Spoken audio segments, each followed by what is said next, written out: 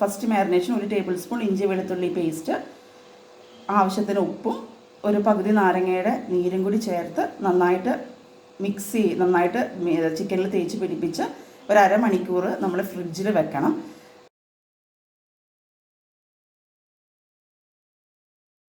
മാരിനേഷനിലോട്ട് നമ്മൾ first marinated ആയിട്ടുള്ള chicken എടുത്ത് നല്ലപോലെ വെള്ളമൊക്കെ പോലെ സ്ക്യൂസ് ചെയ്ത് കളയണം. വെള്ളം ഒട്ടും ഇല്ലാണ്ട് സ്ക്യൂസ് ചെയ്തിട്ട് ഇതിലോട്ട് ഇടുക. നന്നായിട്ട് മിക്സ് ചെയ്ത് ഇത് മിനിമം ഒരു അരമണിക്കൂറെങ്കിലും ഫ്രിഡ്ജിൽ വെക്കുക. എത്ര സമയം കൂടുതൽ വെക്കുന്നോ അത്രയും നല്ലത്. ഒരു പാനിൽ 2 ടേബിൾ സ്പൂണോളം വെളിച്ചെണ്ണ ഒഴിച്ച് നന്നായിട്ട് ചൂടായിട്ട് വേണം ചിക്കൻ പീസ് ഹൈ ഹീറ്റിൽ വേണം ഇടാനായിട്ട്.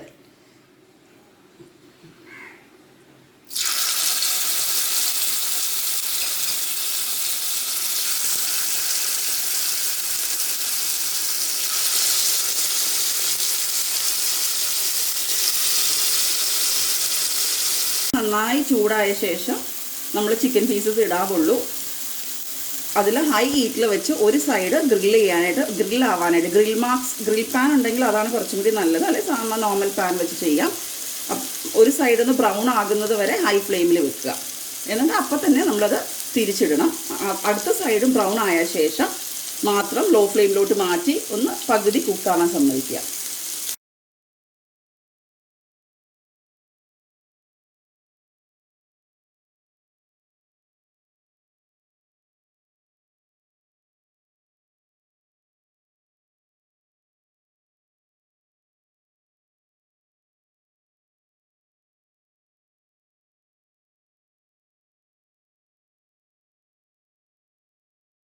ഇതിലേക്ക് ആ ബാക്കിയുള്ള മാരിനേഡ് ചേർക്കുക.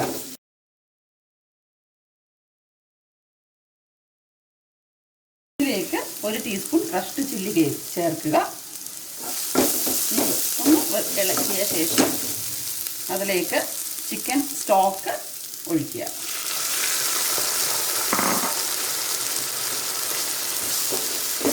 അതിൻ്റെ കൂടെ തന്നെ തേങ്ങാപ്പാൽ,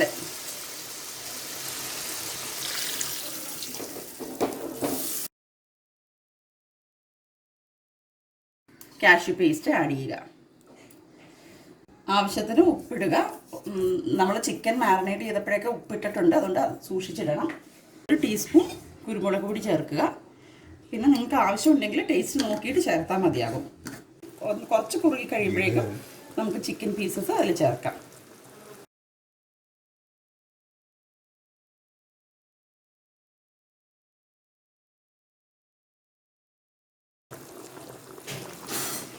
ഫ്രൈ ചെയ്തിട്ട് വന്ന് എല്ലാം അതിനകത്തോട്ട് ചേർത്തേക്കുക. കിടന്ന് ഒന്ന് കുക്കാവട്ടെ. സ്പൂൺ ഗരം മസാല, കസൂരി മേത്തി 1 ടേബിൾ സ്പൂണോളം,